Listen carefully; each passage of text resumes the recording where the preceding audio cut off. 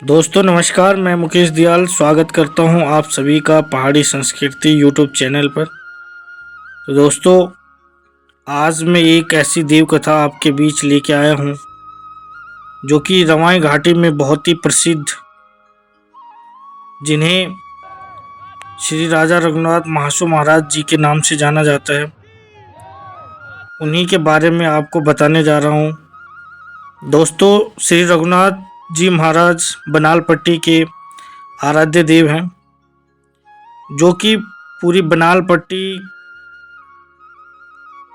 से प्रोला शेराई तक बहुत ही माने जाते हैं।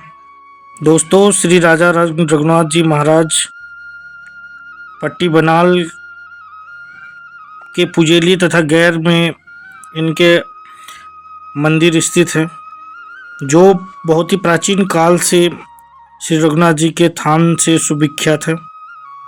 इन दोनों ही मंदिरों में श्री रघुनाथ जी क्रमशः 6-6 महीने के लिए विराजते हैं और रघुनाथ जी आषाढ़ से मंगशीर मास तक गैर तथा पौष से ज्येष्ठ मास तक पुजेली में रहते हैं और इस अवधि में वहीं पर इनकी पूजा अर्चना होती है।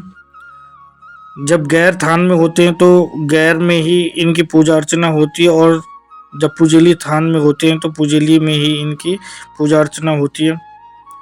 इसके अतिरिक्त भी इनके कई सारे जगह पे श्रद्धालु हैं, जैसे कि रामा सिराय में, कमल सिराय में, और क्षेत्र या ग्राम भ्रमण के दौरान ही रघुनाथ जी का आना जाना होता है, अन्यथा ये गैर या पुजेली थान में ही विराजमान रहते हैं। दोस्तों, पुजेली जो मंदिर स्थित है, यह रघुनाथ जी का सर्वाधिक प्राचीन मंदिर है और रघुनाथ जी की दिव्य मूर्ति की उत्पत्ति बनाल क्षेत्र के इसी मंदिर के समीप एक देवडोखरी नामक स्थान है, जहाँ पे इनकी मूर्ति की उत्पत्ति हुई थी। देवडोखरी रघुनाथ जी की उत्पत्ति के रूप में पूजित स्थान है और यहाँ पे इनकी मूर्ति उत्पन्न हुई थी। आरंभ में जब देवडोखरी में देव मूर्ति की प्राप्ति हुई तो यह समूचे क्षेत्र के लिए एक कोलाहल कौतूहल का विषय बन गई थी और लोगों की जिज्ञासा और शंका शांत करने के लिए देवता स्वयं अवतरित हुए और इन्होंने अपने शब्दों में अपना परिचय दिया। इनके शब्द कुछ इस प्रकार थे: वजीरा दुई गाड़ा दुई धानी दुई वजीर 4 खून 1500 बनाली और मेरी छोटी बड़ी जनता मुई कुल्लू कश्मीर को राजा। उसके बाद यहाँ के लोग वासियों ने इनकी मूर्ति तथा अवतरित होने के पश्चात जब इन्होंने खुद को स्वयं को कुल्लू कश्मीर का राजा बताए जाने पर उन्हें कुल्लू कश्मीर महाराज भी कहने लगे। यहाँ के लोग रघुनाथ आगमन से हर्षित हुए, आनंदित हुए और उत्साहित होकर क्षेत्रवासी स्थान की शुद्धता व शुचिता, पुजारी बाजगी और अन्य पूजा के लिए जो स्रोत, जल उपलब्धता आदि विषयों को मद्देनजर रखते हुए पुजेली को उचित स्थान उपयुक्त मानते हुए देव मूर्ति को नियमित पूजा अर्चना के लिए पुजेली लेकर गए और वर्षों तक पुजेली में पुजारियों के चौखट में ही देव मूर्ति की पूजा होती है। और इस चौखट की स्थिति के संबंध में बताया जाता है कि जहाँ पर वर्तमान समय में अभी राजा रघुनाथ जी का कुठार है, यहाँ पे ये चौखट यानी कि जो घर था वो स्थित था। इसके बाद अलग से मंदिर निर्माण की योजना बनी। मंदिर निर्माण के लिए स्थान का चयन पर विचार किया जाने लगा तो चौखट के स्थान पर ही मंदिर निर्माण किए जाने पर जन सहमति बनी, किंतु इस स्थान पर मंदिर निर्माण किए जाने से इष्ट देव ने यह कहते हुए मंदिर निर्माण के लिए इस स्थान को उपयुक्त नहीं माना कि इस स्थान पर मंदिर बन जाने के बाद जब पुजारी मंदिर में पूजा करेगा तो पुजारी का मुंह मेरी प्रतिमा की तरफ होगा और पीठ स्वतः ही उत्तर दिशा में विराजमान मणकेश्वर महादेव की तरफ हो जाएगी, जो कि कदापि उचित नहीं है, इसलिए मंदिर का आकार प्रकार ऐसा हो जो कि मंदिर में पूजा के साथ साथ मेरे आराध्य भगवान शिव की भी पूजा हो। कहने का मतलब जब पुजारी का हाथ उठे, दोपहर उठे तो अर्थात उनके साथ साथ में भगवान मणकेश्वर की भी साथ साथ में पूजा हो जाए। इस प्रकार से इष्ट देव का सुझाव का जो अनुसरण करते हुए मंदिर निर्माण के लिए वर्तमान मंदिर स्थल का चयन किया गया और जन सहयोग से मंदिर निर्माण कार्य शुरू किया गया। मंदिर को भव्य एवं दिव्य स्वरूप प्रदान करने के लिए निपुण राजमिस्त्रियों की तलाश की गई और ठकराल पट्टी से कसेरू व ठकराल पट्टी से कुमेरू व मस्याटू नाम के राजमिस्त्रियों को मंदिर बनाने के लिए आमंत्रित किया गया, जो तत्कालीन समय में मंदिर निर्माण के अच्छे जानकार व कुशल कारीगर थे। ये दोनों मंदिर पर लगने वाले लकड़ी व पत्थर को तराशते हुए उन पर सुंदर कलाकृतियां बनाने में भी दक्ष थे। इस प्रकार विधि विधान पूर्वक मंदिर निर्माण प्रारंभ करने के लिए शुभ मुहूर्त देखा गया और भूमि पूजन इष्ट वंदना के साथ साथ मंदिर निर्माण के लिए सुतराई की जाने लगी, जिसे लेकर सभी लोग अपनी अपनी राय दे रहे थे। किंतु दिन ढल गया था, लेकिन सुतराई का कोई अभी आकार नहीं बन पाया था। सूर्यास्त तो होने वाला था, लेकिन अभी तक कोई आकार या नक्शा नहीं तय हो पाया था और सूर्यास्त के साथ ही कार्य तो बंद हुआ, परंतु लोगों के मन की चिंता अधिक गहरी गई और जैसे तैसे रात बीतती है और भोर में सूर्योदय होते ही पुनः सभी लोग मंदिर निर्माण स्थली पर जुटते हैं, तो बातों विचारों का सिलसिला चल ही रहा था कि मंदिर स्थल पर एक स्थान से एकाएक असंख्य चींटियां निकल आई और चींटियों को देख सभी अचंभित रह गए। जिसे किसी को कुछ सूझता है उससे पहले कि एक ये चींटियां इस प्रकार पंक्तिबद्ध हो गई कि मंदिर का एक शानदार नक्शा तैयार कर दिया। इष्ट देव का ऐसा देवीय चमत्कार देख सभी नतमस्तक हो गए। चींटियों द्वारा तैयार किए गए नक्शे के आधार पर ही मंदिर की सुतराई शुरू की गई। सूत का धागा ज्यों-ज्यों आगे बढ़ता मंदिर में उपजी चींटियां अदृश्य हो जाती और मंदिर की सुतराई जैसे जैसे ही पूर्ण हुई, मंदिर स्थली पर उपजी असंख्य चींटियां भी अदृश्य हो गई। इसी के चलते पुजेली मंदिर के संबंध में कहा जाता है किमल्यो कुसूत, अर्थात चींटियों द्वारा यहाँ पे जो नक्शा तैयार किया गया था उसी के अनुसार मंदिर का निर्माण किया जाता है। इसी सूत पर तैयार रघुनाथ मंदिर को दो भागों या दो कक्षों में विभक्त किया गया। प्रथम भाग यानी कि गर्भगृह, जिसमें इष्ट देव के आराध्य भगवान शंकर की पूजा हेतु शिवलिंग की स्थापना की गई, तो बाहरी कक्ष में रघुनाथ सिंहासन के लिए स्थान सुनिश्चित किया गया। प्रवेश द्वार के सम्मुख नंदी स्थापना और मंदिर प्रांगण में ही दक्षिण दिशा में ब्रह्मा मणि के रूप में ब्रह्मा जी की स्थापना, उत्तर दिशा में स्वयं मणकेश्वर महादेव जी की स्थापना और उत्तर पश्चिम में इंद्र के रूप में पूजित डांडा देवता, जो पूर्व से ही यहीं शोभायमान है। मंदिर के दक्षिण में मंदिर से कुछ दूरी पर गुलाड़ी ग्राम समीप शक्ति स्वरूप महाकाली की स्थापना की गई। रघुनाथ आगमन कुल्लू कश्मीर क्षेत्र से होने पर उनके साथ पहुंची महाकाली कश्मीरी काली के रूप में पूजित एवं प्रतिष्ठित है। दोस्तों, इस प्रकार से मंदिर के निर्माण में देवदार की लकड़ी व पत्थरों का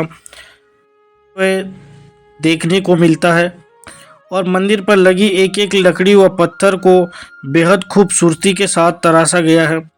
उन पर उकेरी गई जो आकृतियां हैं और अधिकांश देवी देवताओं तथा कुछ पशु पक्षियों या नाग, शेष, शेर, मोर इत्यादि आदि प्रतिमाएं भी हैं। और रघुनाथ मंदिर का यह भी विशिष्ट बात है कि मंदिर निर्माण में केवल बेकल की लकड़ी का भी प्रयोग किया गया है, जिन्हें बेकली के नास कहते हैं। यानी बेकल एक कंटीली झाड़ी नुमा एक पेड़ होता है और जिसके नास आज भी मंदिर में उपस्थित है। मंदिर के बरामदे में बाईं ओर एक छोटी सी बगली या गुमटी हुआ करती थी, जिसमें मंदिर नामित जो प्रभात और नमती जो बजाई जाती थी, उसके बाजगी सहित उनका ढोल दमाऊ जो बाजे होते थे उन्हें रखा जाता था। और दाईं ओर वजीरों को बैठने के लिए एक लकड़ी की खाट बनी होती थी, जिन्हें समय समय पर मंदिर में करवाए गए निर्माण कार्यों के दौरान सौंदर्यीकरण की दृष्टि से हटा दिया गया है। मंदिर की छवाई में देवदार के तख्ते तथा पटालों का प्रयोग किया गया है और मंदिर के ऊपर और बीच में लगे जो सिरबासे हैं उनमें अग्रभाग पर नीचे की ओर सुंदर नक्काशी की गई है, जिसके ऊपर काष्ठ निर्मित बकरी लगी हुई है। और उल्लेखनीय यह है कि वर्तमान में मंदिर पर लगी बकरी अकेली व नूतन में, जबकि इससे पूर्व जो बकरी के साथ मेमना भी लगा हुआ था। बकरी के व मेमने की इस जोड़ी को चेलकी बाकरी कहते थे। गर्भगृह के बीचों बीच जो ऊपरी भाग मंदिर के अग्रभाग में अधिकांश ऊंचा और वर्गाकार आकृति के लिए हुआ है और वर्गाकार आकृति के पश्चात एक के बाद एक करते हुए तीन चक्रीय या छतरी नुमा आकृति मंदिर के सुंदरता के चार चांद लगाते हुए मंदिर की ऊंचाई के अतिरिक्त वृद्धि करती हुई दिखाई देती हैं।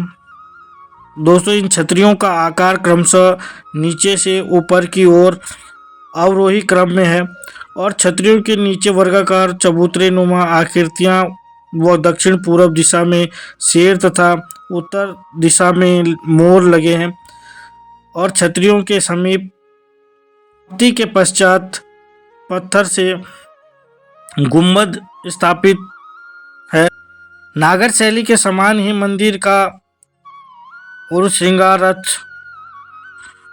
गोपुरम, कलश व शिखर देखे जा सकते हैं और इसका जो मुख्य द्वार है वो भारी भरकम लकड़ी से बना है, जिस पर अंदर से आगल की व्यवस्था भी की गई है।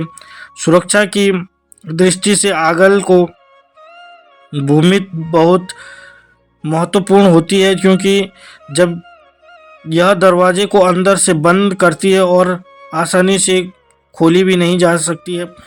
आगल को खोलने या बंद करने अर्थात आगे पीछे सरकाने के लिए एक खास उपकरण का प्रयोग किया जाता है, जिसे ताऊ कहते हैं। दोस्तों, रघुनाथ मंदिर की एक विशिष्टता यह भी है कि मंदिर में नागराज के फूल खिलते रहते हैं। लोक कथा लोक गाथाओं के अनुसार ये वही फूल हैं जिससे बारीकंडी रघुनाथ जी द्वारा हुणाबाट को उनके कुल्लू कश्मीर जाने के दौरान यह कहकर सौंपी गई थी कि इन्हें ले जाकर किसी स्वच्छ स्थान पर रोप देना। एक दिन इनसे वहाँ भी चांदी और अच्छे चमकते पुष्प खिल उठेंगे, जो मैंद्रत में हमारे आगमन या पहुँचने का संकेत होगा। रघुनाथ मंदिर पाए जाने वाले नागराज फूल को लोक गीतों में निम्नवत वर्णित किया गया है। आगाई गोलाड़ पाछाई गडोली मांझ गुच्योंदी गुत्यांदी कूल तेरा सैना पुजेलिया नागदेवा फूलों नागराज का फूल। अर्थात मंदिर के इस ओर गुलाड़ी तो उस पार गडोली है और दोनों के मध्य में अर्थात मंदिर के इस ओर गुलाड़ी तो उस पार गडोली बसा हुआ है और दोनों के मध्य में निरंतर उछल कूदते हुए सदैव गतिशील बने रहने का संदेश देती बनाल घाट, जिस क्षेत्र से अभिसिंचित कर रही है और उस क्षेत्र में पुजली स्थित रघुनाथ मंदिर अपनी दिव्यता एवं भव्यता के लिए वहाँ पे नागराज फूलों की विशिष्टता यह है कि ये राजा रघुनाथ महासू या उन्हीं देव स्थलों पर पाए जाते हैं जिनका आगमन कुल्लू कश्मीर क्षेत्र से हुआ है। कई लोगों द्वारा इन्हें अन्यत्र भी उगाने का प्रयास किया गया किंतु सफलता प्राप्त नहीं हो पाई क्योंकि ये फूल सिर्फ रघुनाथ मंदिर में ही उगते हैं, अन्य स्थानों पर नहीं उग पाए। कुछ वर्षों बाद इसी मंदिर की तर्ज पर गैर में मंदिर का निर्माण करवाया गया और मंदिर व्यवस्थाओं को सुचारू बनाए रखने के लिए गैर मंदिर की व्यवस्था साठी थोक तथा पुजीली मंदिर की व्यवस्था पानसाई थोक के जिम्मे में है। इष्टदेव क्रमशः जिस मंदिर में होते हैं पूजा व्यवस्था संबंधित थोक के अंतर्गत आने वाले ग्रामों द्वारा ही की जाती है। ऊपरी क्षेत्र गैर तथा निचले ग्रामवासियों को पूजली व्यवस्था का जिम्मेदारी मिलने पर मंदिर व्यवस्था पूजा सामग्री इत्यादि पहुंचाने में लोगों को सुविधा होने लगी। मंदिर में होने वाले इष्ट पूजन के लिए घी दूध पत्र पुष्प धूप दीप इत्यादि की व्यवस्था ग्रामजनों द्वारा की जाती है और जिसके लिए ग्रामवार पूजा घाण यानी कि बारी निर्धारित है और शुद्धता व शुचिता के साथ साथ लोग देव पूजन के लिए घी दूध चावल मंदिर तक पहुंचाते हैं और मंदिर के पुजारी को फसल चक्रानुसार धान व गेहूं ग्राम व परिवार भर कर दिए जाते हैं जिसे खावतु कहते हैं। दोस्तों, इस प्रकार वर्तमान समय में गैर में गैरोला तथा पुजेली में सेमवाल लोग देवता के पुजारी हैं और स्थानीय मेलों का आयोजन भी देव उपस्थिति के अनुकूल होता है। भादों का थोलम मंगसीर की देवलांग गैर में तथा शिवरात्रि की जातर पुजेली में बनती है क्योंकि इसके आयोजन अवधि में इष्टदेव संबंधित मंदिरों में ही रहते हैं। तो दोनों ही मंदिरों में होने वाले थोलू मेलों में समस्त ग्रामवासी समान रूप से शामिल होते हैं। दोस्तों, रघुनाथ मंदिर में प्रतिदिन अपराह 12 बजे से 2 बजे के मध्य नियमित से पूजा तथा संध्या काल में पूजा आरती होती है और सायंकालीन पूजा के देव भरना तथा देव भरने के पश्चात पूजा के नित्य ढोल दमाओं रणसिंगे शंख घंटियों का विशेष महत्व है और इसलिए प्रतिदिन ढोल बाजों के साथ ही पूजा होती है। पूजा के अतिरिक्त रात्रि आरंभ होने से पहले ही नमती और रात्रि में सुबह यानी कि भोर में होने वाला प्रभात बजाई जाती है। विशेष देव पूजा सहित शिवरात्रि के दिन मंदिर में रात भर ढोल बाजे बजते रहते हैं और प्रत्येक पहर में विशेष पूजा होती है और नमती लगाई जाती है और शिवरात्रि के दिन लगने वाली नमती के साथ साथ अन्य दिनों भी नमती लगाई जाती है और इस नमती को कुमाई नमती के रूप में जाना जाता है। दोस्तों, क्षेत्रवासी किसी व्यक्ति विशेष ही नहीं बल्कि अपने आराध्य इष्ट देव की राजशाही स्वीकारते हैं और इसी मान्यता से चलते हैं। क्षेत्रवासी इष्ट देव राजा रघुनाथ जी को मात्र रघुनाथ जी नहीं बल्कि इष्ट देव राजा रघुनाथ कहकर संबोधित करते हैं। इस प्रकार इष्ट देव राजा रघुनाथ जी के साथ वजीर बाजगी ठाणी माली पुजारी पलगेर व खुद के कार्य एवं दायित्व अलग अलग प्रकार से अपना दायित्व निभाते हैं। कोटी बनाल के रावत और बखरेटी में चौहान लोग, इन लोगों को वजीर की पदवी प्राप्त है। इष्ट देव वजीरों को संबोधित करते हुए अपनी बात को जनता तक पहुंचाते हैं तथा जनता के बातों को वजीरों के माध्यम से सुनते हैं। वजीरों पर देवता व देवालय व्यवस्था की विशेष जिम्मेदारी होती है। दोस्तों इस प्रकार से मंदिर के गर्भगृह में जो अचल शिवलिंग स्थापित है तथा बाहरी कक्षों में जो दाईं ओर पाषाणिक देव प्रतिमाएं हैं जिन्हें श्याम वर्णित किंतु अनुपम आभाग भी बिखेरती हैं, और वह देव मूर्तियां जिनकी उत्पत्ति देवडोखरी में हुई है दो अन्य देव मूर्तियों के मध्य में स्थापित हैं। तो बाएं रघुनाथ जी रूप में पूजित श्री राम लक्ष्मण व सीता जी की वे मूर्तियां हैं जो धातुमय मूर्तियां शोभित हैं और जिनकी अचल प्रतिष्ठा की गई है तथा देव मूर्ति की स्थापना की गई है। इन मूर्तियों को इस प्रकार से स्थापित किया। देव मूर्ति की स्थापना मध्य में श्री राम भगवान जी को विराजमान तथा बाईं तरफ जगत जननी सीता माता जी हैं और दाहिनी ओर लक्ष्मण, और इन्हीं के सम्मुख पृथक श्री हनुमान जी की महाराज जी की मूर्ति स्थापित है। अर्थात स्थानीय भाषा में इन्हें राम भगवान को बड़ू देवता और लक्ष्मण जी को छोटू देवता, और जो माता सीता की मूर्ति है उन्हें ठकरान के नाम से संबोधित करते हैं तथा हनुमान जी को संकट मोचन के नाम से जाना जाता है। दोस्तों इस प्रकार से यहाँ पे लोगों द्वारा प्रचलित इनके नाम में भी कई सारी मत हैं। रघुनाथ जी के अतिरिक्त इनके लोक प्रचलित नामों में नागादेव, कुल्लू कश्मीर राजा, शिल्लू नाग और महासू का उल्लेख भी मिलता है, जिसे तुलसीदास जी कृत इन पंक्तियों से भी सरलता से समझा जा सकता है कि नाना भांति राम अवतार, जिससे रघुनाथ जी के अलग अलग नामों से संबोधन है कि नागादेव, नाग व देव दो शब्द अलग अलग पर जिन्हें मिलकर बनाया गया है। नाग शब्द का आशय है शेषनाग, और जो देव शब्द का अर्थात जो ऊपर आसन पर विराजमान राम भगवान जी का अवतार है उन्हें देव नाम से संबोधित किया गया है। तथा दूसरा नाम जो कुल्लू कश्मीर को राजा का अभिप्राय है, इसका भी जो इष्टदेव राजा रघुनाथ जी हैं ये कुल्लू कश्मीर के राजा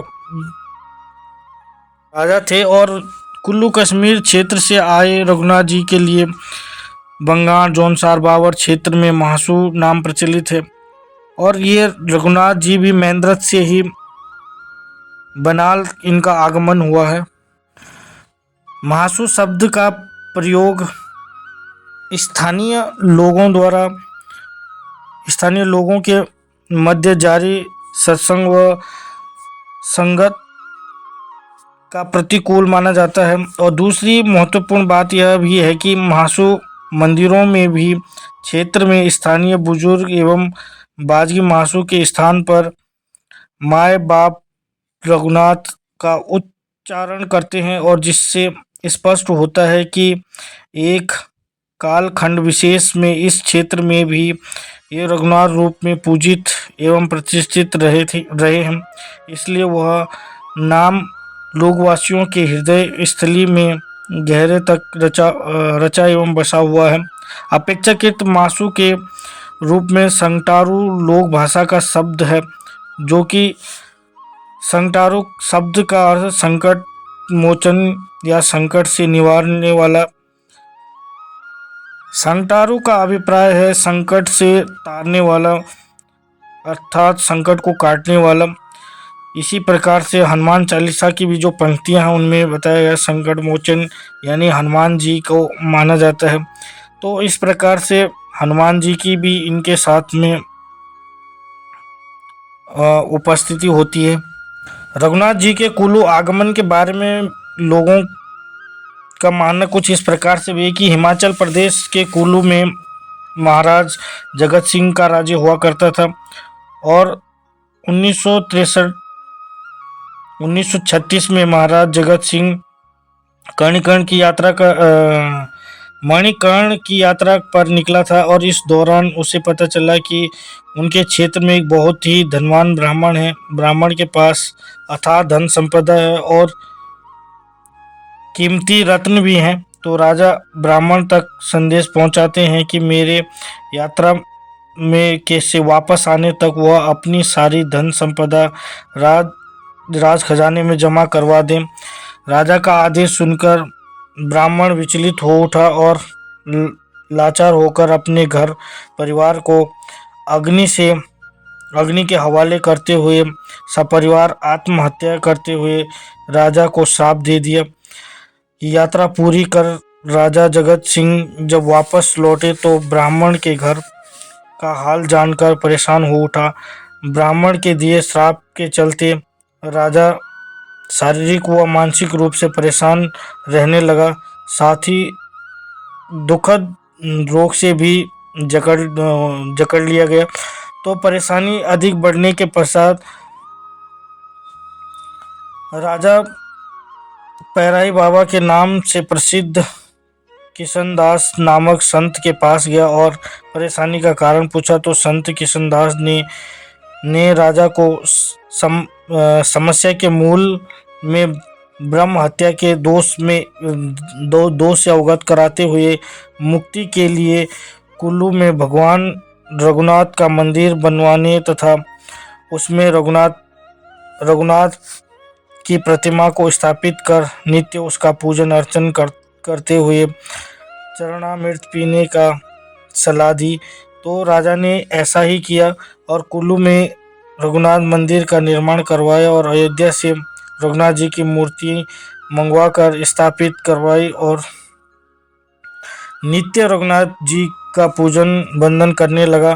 कुल्लू में यह कार्य सन 1651 में संपन्न तक हो गया और राजा जगत सिंह नित्य पूजा अर्चना के बाद मूर्ति के चरणामृत का सेवन करने लगा, जिससे राजा का रोग खत्म हो गया और वह स्वस्थ हो गए। भगवान रघुनाथ जी इस चमत्कारपूर्ण लीला के सम्मुख नतमस्तक को होकर राजा ने अपना शेष जीवन व राज्य भगवान राजा रघुनाथ को अर्पित कर दिया। तब से ही कुल्लू में रघुनाथ पूजा परंपरा की शुरुआत हुई, जो वर्तमान तक जारी है। अब रघुनाथ जी का कुल्लू से मेंद्रथ आगमन उत्तराखंड व हिमाचल दोनों पड़ोसी राज्य हैं, जो जम्मू द्वीप के उत्तराखंड अंतर्गत उपस्थित हैं और आज भी इस क्षेत्र में विशेष होने वाले पूजा में जम्बू द्वीप भारत खंडे का उच्चारण किया जाता है। तो हिमालय का यह क्षेत्र देवी देवताओं के देवालय से माने जाते हैं और इन्हीं कुछ समय पहले यहाँ पे दानवी शक्तियों के आतंक से आतंकित रहा और इसको आतंकित एवं परेशान करने वाले दानवों में कश्मीरी दानव किरमीर दानव नाम का जो प्रमुख था। किरमीर का निवास मेंद्रथ के समीप था। तो लोगवासी किरमीर से बहुत आतंकित एवं परेशान थे। किरमीर जो जहाँ मिलता वहाँ निवाला बना लेता था। तो इस स्थिति में इससे गंभीर होने लोगवासियों ने कश्मीर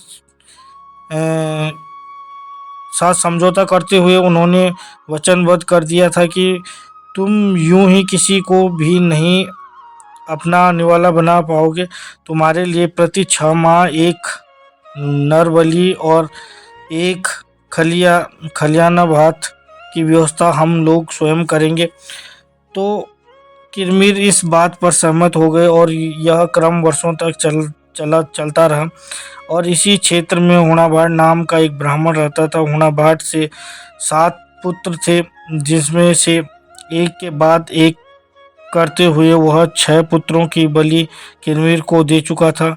उनका एकमात्र पुत्र शेष बच गया था। 6 पुत्रों का गम 7वें पुत्र की बारी की चिंता में हुणाभाट और उनकी पत्नी तिल तिल जलते रहते थे। तो देवयोग से शैलकुड़िया के माध्यम से हुणाभाट को कुल्लू क्षेत्र में पूजित रघुनाथ जी के संबंध में पता चला। तो पुत्र रक्षा एवं लोक कल्याणार्थ हुणाभाट मेंद्रथ से कुल्लू के लिए निकल पड़ा और दुर्गम रास्तों के माध्यम से पहाड़ियों को लांघता हुआ फांदता हुआ कई रात दिन तक पैदल यात्रा के बाद वह कुल्लू स्थित रघुनाथ दरबार में पहुंचा और रघुनाथ मंदिर में पहुंचते ही उपवास रखकर पुत्र व क्षेत्र रक्षा के लिए रघुनाथ से विनती करने लगा। हुणाभाट की तपस्या से प्रसन्न होकर दयालु रघुनाथ हुणाभाट के सम्मुख प्रकट हुए और उनके आने पर कहानी का प्रयोजन पूछा। हुणाभाट ने अपना वह क्षेत्र का पूरा हाल चाल रघुनाथ जी को सुनाते हुए सहयोग की प्रार्थना की और हुणाभाट की कथा व्यवस्था सुनकर रघुनाथ जी का हृदय द्रवित हो उठा और उन्होंने हुणाभाट को वचन दिया कि किरमीर का वध करने हम मेंद्रथ में अवश्य अवतरित होंगे। हुणाभाट जब घर को लौटने लगा तो रघुनाथ जी ने उसे फूलों से भरी कंडी पकड़वाते हुए कहा कि इन फूलों को लेकर जाओ और किसी स्वच्छ सरोवर या स्थान पर रोपित कर देना। 7 दिनों तक यज्ञ अनुष्ठान करना और 7वें दिन 7 कुंवारे लड़कों और बछड़ों से सोने का हल चलवाना, तब हम मूर्ति रूप में प्रकट होंगे। कंडी से रखी कलियों से नवीन पुष्प कलियां निकल आएंगी और चांदी के समान श्वेत पुष्प चमचमाने लगेंगे। तब तुम समझ लेना कि वहाँ हम पहुँच गए हैं। हुणाभाट ने वैसे ही किया। सप्ताह भर में इनके नई नई कुंपल में फूल पड़ी और हुणाभाट सहित मेंद्रथ वासियों को रघुनाथ आगमन के संकेत मिल गए। प्रसन्नतावश घर घर बढ़ई बजवा दी गई। अपने दिन वचनानुसार रघुनाथ जी मेंद्रथ में अवतरित हुए और अपने सहयोगियों के साथ मिलकर कश्मीरी दैत्य का वध करते हुए क्षेत्र को उनसे मुक्ति दिलवाई। इसके सविस्तार इसी पुस्तक में स्थित है तथा किरमीर से मुक्ति पाकर लोग रघुनाथ जी की पूजा करने लगे और विनती करते हुए, महाराज आप सदैव इसी क्षेत्र में बने रहिए, हमारी पीढ़ियों युगांतर तक आपकी पूजा आराधना करती रहेगी। रघुनाथ जी इन्हें निरंतर इस क्षेत्र में बने रहने के लिए आश्वासन प्रदान करते हैं और इस क्षेत्र में रघुनाथ पूजा प्रारंभ का श्री गणेश हो जाता है। यही रघुकुल नंदन श्री रघुनाथ जी लक्ष्मण भरत शत्रुघ्न बोटा पवासी चालदा व बासिक यानी कि 4 महासुओं के नाम से पूजित हैं, प्रतिष्ठित हैं। 4 महासुओं के साथ शक्ति स्वरूपा माता देवलाड़ी माई के रूप में लोग पूजित हैं। रघुनाथ जी का अनोल से बनाल किस प्रकार आगमन हुआ इसके बारे में मैं आपको बताऊं। एक बार रघुनाथ जी साधु वेश बनाकर हनोल से जरमोला डांडा पार कर रवाई की ओर निकले। रात्रि के लिए वे वर्तमान रामा गांव के समीप पहुंचे और वहीं पर रमणीय स्थान पर बिछौना बिछाकर रात्रि विश्राम करते हैं। जिस स्थान पर रघुनाथ जी ने रात्रि विश्राम किया वह स्थान रामेश्वर धाम से विख्यात हो गया और लोक मान्यता की है कि श्री राम के इस स्थान विशेष पर विश्राम के कारण ही संबंधित ग्राम का नाम रामा तथा पट्टी का नाम रामा सिराई पड़ा। इसके पश्चात नागजाला नामक स्थान में पानी की उत्पत्ति की। सिराई से फिर राजा रघुनाथ जी भसना में आए और भसना में उन्हें बहुत ही अच्छा स्थान लगा और भसना में उन्होंने अपने लिए चिमटा बनवाया और क्योंकि वो अभी सन्यासी रूप में थे। भसना से चलते आगे बढ़ते हुए और सिंसाला की तरफ आए और सिंसाला से वहाँ पे भी रघुनाथ जी द्वारा पानी उत्पन्न किया गया और उसके बाद देवडोकरी नामक स्थान में यहाँ पे इनके मूर्ति के रूप में उत्पन्न हुए। कहा जाता है कि नागझाला का जो नाम है वहाँ का नाम पहले इस प्रकार रखा गया है कि जब भगवान श्री राम सन्यासी रूप में वहाँ से आ रहे थे तो वहाँ पर रास्ते में किसी कंटीली झाड़ी द्वारा उनके नाक में जो निशान लग गया था, जब नाक में खरोच लग गई इस कंटीली झाड़ी से, तो इसी के पश्चात यहाँ का नाम नागझाला पड़ा है। वर्तमान समय में इसे नागझाला के नाम से जाना जाता है, लेकिन पहले इसे नागछाला के नाम से जाना जाता था। नागछाला से होते हुए भसना पहुँचे और भसना में जब वहाँ पे लोहारों द्वारा इन्होंने चिमटा का निर्माण करवाया। ये साधु वेश में रघुनाथ जी एक चिमटा बनवाकर उन्होंने लोहारों ने यहाँ पे इन्हें भेंट किया। इस प्रकार साधु वेशधारी रघुनाथ जी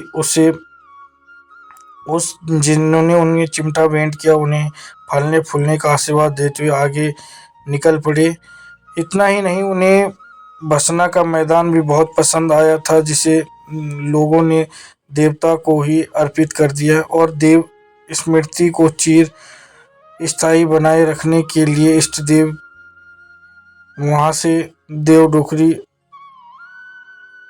वहाँ पे एक देवटूड़ी बना दिए। इस प्रकार भसना से चलकर रघुनाथ जी दुनका पर्वत शिखर पर पहुंचे और सामने बनाल रमणीय दृश्य देख आनंदित हो उठे। बनाल की रमणीयता से अभिभूत होकर वे इस क्षेत्र में ही स्थायी निवास की सोचने लगे और चलते चलते रास्ते में सीसाला गांव में पहुंच गए और सीसाला पहुंचने तक उन्हें काफ़ी प्यास लग चुकी थी। तो गांव में एक वृद्ध महिला दिखी। उन्होंने वृद्ध महिला से पानी पिलाने का आग्रह किया तो वृद्ध महिला ने साधु के लिए आसन लगाते हुए उससे बैठने का आग्रह किया और स्वयं पानी भरने चली गई। गांव के आसपास पानी का स्रोत न होने के कारण उसे पानी भरने के लिए गांव से दूर बनाल्टगाड़ में जाना पड़ा और दूरी अधिक होने के कारण उसे पानी लाने में काफ़ी समय लग गया। रघुनाथ जी ने संबंधित वृद्ध महिला से देरी का कारण पूछा तो महिला ने बताया कि महाराज, आप आसपास कहीं पानी का कोई स्रोत नहीं है, इसलिए हमें पानी भरने के लिए बहुत दूर जाना पड़ता है, जिसका कारण मुझे पानी लाने में अधिक समय लग गया है। महिला की बात सुनकर रघुनाथ जी ने गांव के पास ही एक चट्टान पर चिमटा मारा और वहां से पानी की धारा फूट पड़ी। ग्रामवासी जल स्रोत से जुड़े रघुनाथ जी के चमत्कार के सम्मुख नतमस्तक हुए और वहां पर भी एक छोटा मंदिर बनवाया गया। इस प्रकार से रघुनाथ जी को बनाल क्षेत्र बहुत ही रमणीय भूमि लगा और उन्हें यहाँ बहुत पसंद आया और वे देवडोकरी में आकर के स्थापित हो गए। दोस्तों, वैसे तो प्रचलित दंत कथानुसार रघुनाथ जी के बनाल आने से पहले यहाँ पे सोमवासु नाग तथा अस्यालु भाट की पूजा होती थी। जो रघुनाथ जी को बनाल की रमणीय भूमि पसंद आई तो उन्होंने इस क्षेत्र में स्थायी निवास का मन बना लिया। तो पता चला कि इस क्षेत्र में सोमवासु नाग और अस्यालु भाट पूर्व से ही लोग पूजित हैं। तो अपनी देवी शक्तियों से वे बनाल क्षेत्र के समस्त देवी देवताओं का पता लगाते हैं और उन्हें पता चलता है कि इसी क्षेत्र में एक उच्च पर्वत शिखर है जहाँ पर इंद्र रूप में पूजित डांडा का देवता तथा मणकेश्वर में महादेव शिव विराजमान है। तो बनाल क्षेत्र में निवास हेतु वे उन्हीं का ध्यान करते हैं और डांडा देवताओं के रूप में पूजित इंद्रदेव उन्हें वचन देते हैं कि यदि वे इस क्षेत्र में रहना चाहते हैं तो सोमवासु नाग और अस्यालु भाट को वो एक रात में ही इस क्षेत्र से कहीं अन्यत्र स्थापित कर देंगे। ऐसा ही होता है। बनाल में रघुनाथ के लिए स्थान सुनिश्चित करने के लिए वर्षा प्रदीप्ताओं के रूप में सुविख्यात डांडा देवता इतनी तेज बारिश करते हैं कि मिट्टी पत्थर सब बहने लग जाते हैं और इसी के साथ सोमवासी नाग व अस्यालु भाट के मंदिर व मूर्ति भी बहकर कहीं दूर अन्यत्र पहुंच जाते हैं। तो अतिवृष्टि से होने वाले नुकसान का अंदाजा दानव देवताओं को पहले ही हो जाता है, इसलिए तेज बारिश करने से पहले ही वे बनाल क्षेत्र की तरफ पीठ फेर देते हैं ताकि अपनी प्रजा, उनके पशु मवेशी तथा धन धान्य को होने वाले नुकसान को वे अपनी आंखों से न देख पाए। मान्यता है कि तब से बनाल की तरफ दानव देवता पीठ फेरे हुए हैं। उसके पश्चात बनाल पट्टी मध्य एक खेत में रघुनाथ जी की पाषाणी मूर्ति प्राप्त होती है। जिस स्थान पर खेत में इष्ट मूर्ति प्राप्त हुई है वो देव डोकरी है। देव व डोकरी दो शब्दों का समुच्चय है, जिसका प्रथम शब्द देव देवता तथा द्वितीय यानी डोकरी शब्द मैदान का पर्याय है, जिसका अर्थ हुआ है देवता का खेत। देव प्रतिमा प्राप्ति के चलते ही यह खेत देव डोकरी यानी देवता के मैदान के नाम से प्रसिद्ध हुआ और आज भी सुरक्षित है। देव डोकरी को फसल उत्पादन के लिए नहीं बल्कि धार्मिक आयोजन यथा यज्ञ अनुष्ठान, पूजा पाठ, रामलीला मंचन आदि के लिए विशेष उपयोग में लाया जाता है। दोस्तों, कहानी अच्छी लगे तो लाइक कीजिए, कमेंट्स कीजिए, अपने दोस्तों में शेयर कीजिए और चैनल पर नए हैं तो चैनल को सब्सक्राइब कीजिए। धन्यवाद। फिर मिलते हैं एक नई देव कथा के साथ।